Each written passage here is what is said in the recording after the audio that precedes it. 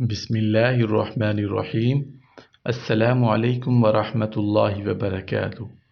Mahira Islamic TV की तरफ से एक नई वीडियो के साथ हाजिर हूँ। मुसलमान की ज़िंदगी आजमाइश क्यों है?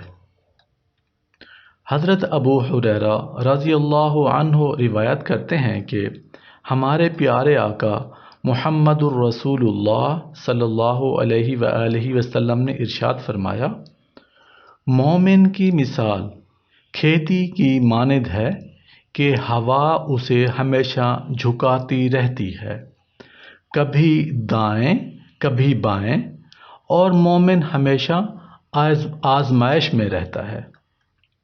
जबकि मुनाफिक की मिसाल सनोबर के दरख्त की सी है कि कभी नहीं हिलता यहाँ तक कि जड़ से काट दिया जाए। मेरे दोस्तों, भाइयों, बुजुर्गों, माँओं, बहनों, इंसान स्पेशली मुसलमान की ज़िंदगी आजमाइश है। कभी दुख, कभी बीमारी, कभी औलाद की परेशानी, कभी रोज़गार की परेशानी, कभी कोई मसला आ गया, कभी बीमारी आ गई, कभी तकलीफ़ आ गई। तो इंसान की ज़िंदगी, मुसलमान की ज़िंदगी है ही आजमाइश। लेकिन हमें आजमाइश में क्या करना चाहिए? हमें आजमाइश में सब्र करना चाहिए। हमें सब्र इसलिए करना चाहिए, अल्लाह आजमाता है, अल्लाह चेक करता है कि जब मैं किसी इंसान को आजमाता हूँ, उसको चेक करता हूँ, तो वो उस सिचुएशन में, उस सिनेरियो में क्या करता है।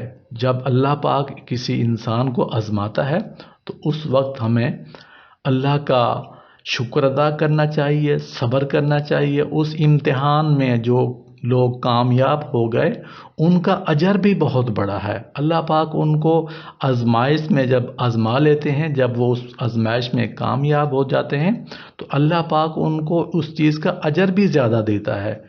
तो इंसान के साथ जो भी हालात हों, तंगदस्ती हो, परेशानी हो, मुश्किल हो, बीमारी हो, औलाद की परेशानी हो, औलाद का ना होना हो, औलाद की नाफरमानी हो, रिज़्क का मसला हो, यानी ज़िंदगी का कोई भी मसला है, कोई भी अल्लाह की तरफ से आजमाइश आ गई है, तो उस वक्त हमें सब्र से काम लेना चाहिए। अल्लाह पाक हमें अमल करने की तौफीक अता फरमाए।